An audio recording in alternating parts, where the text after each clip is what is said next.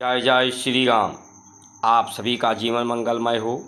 आज के धर्म पर चर्चा भारत संस्कार मंच YouTube channel, Facebook, Instagram, Twitter के माध्यम से, जिसमें आप सभी महान भावों का वंदन, अभिनंदन एवं स्वागत है। ये जन जागृति अभियान संचार क्रांति के माध्यम से आप सभी महान भाव इसमें सम्मिलित होकर इस वीडियो को पूरा देखकर सब्सक्राइब, लाइक, शेयर, फॉलो करके इस संचार क्रांति में अपना सहयोग प्रदान करने की कृपा करें। आपके इस सहयोग से ये महान क्रांति बनेगी और बड़ा परिवर्तन लाएगी आपके जीवन में, आपके परिवार के जीवन में, समाज में, देश, राष्ट्र और विश्व में, जिससे आप सभी की जीवन सफल होगी, परमात्मा की कृपा प्राप्त होगी। सब भटके हुए देवता हैं, नर नारी देवी देवता, इसलिए हमारी भारत की संस्कार संस्कृति सभी को देवी देवताओं के रूप में उनका पूजन, वंदन, अभिनंदन करती है।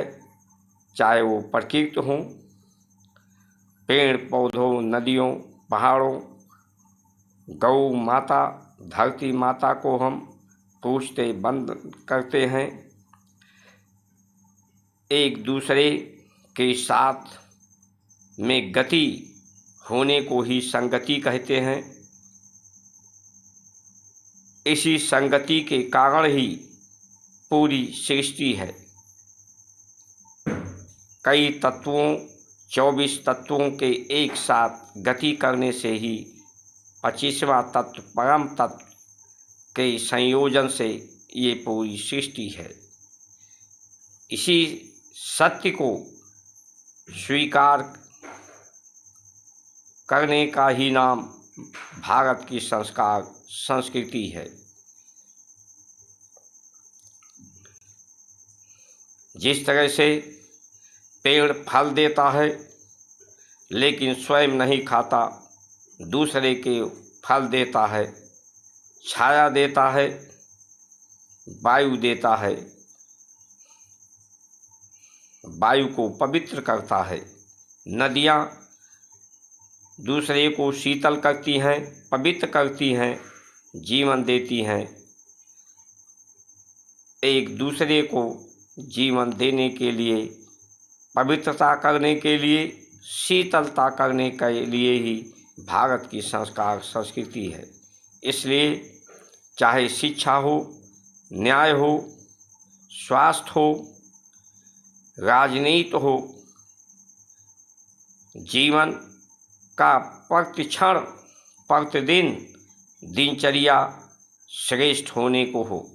नहीं तो जीवन की उमरिया तो बीतती चली जाएगी, इसमें किसी का बस नहीं है। ये मानव जीवन धन्य भाग से मिला है, इस जीवन को धन्य भागी करें। बच्चे को परमात्मा का स्वरूप समझकर, नारी को देवी का रूप समझ करके, पुरुष को देव के रूप में स्वीकार करते हुए, माता पिता, गुरु ब्रह्मा गुरु विष्णु गुरुदेवे महेश्वरा, ओम साक्षात परब्रह्म तस्मै श्री गुरुवे नमः। माता पिता गुरु को साक्षात परब्रह्म के स्वरूप में स्वीकार करके उनका सेवा, वंदन, अभिनंदन, स्वागत, सत्कार करके उन्हें जीवन में सत्कार दें और स्वयं सत्कार पावें। यही जीवन की सफलता है, यही जीवन की धन्य भागी करने का सूत्र, सिद्धांत और दृष्टांत है। नहीं तो पशु भी पैदा होते हैं, उन्हें भी भूख प्यास लगती है, काम वासनाएं उनमें भी होती है, जीवन उनकी व्यतीत हो जाती है। ना वो स्वयं को समझ पाते हैं, ना प्रकृति को समझ सकते हैं, ना परमात्मा को समझ सकते हैं। मनुष्य जो संस्कार संस्कृति है हमें याद दिलाती हैं कि सदैव हमारे स्मरण में रहे, स्मृति में रहे कि हम सब 24 तत्वों के का संयोजन ही ये शरीर है। 25 सेवा तत्व प्राण के स्वरूप में परमात्मा इसमें इसके साथ में गति कर रहे हैं। उस गति के कारण ही, उस संगति के कारण ही ये कर्म हो रहे हैं। इसलिए ये कर्म भी परमात्मा के द्वारा उनके संगति के कारण हो रहा है। सबके सहयोग के लिए, सबके सत्कार के लिए ये होना चाहिए।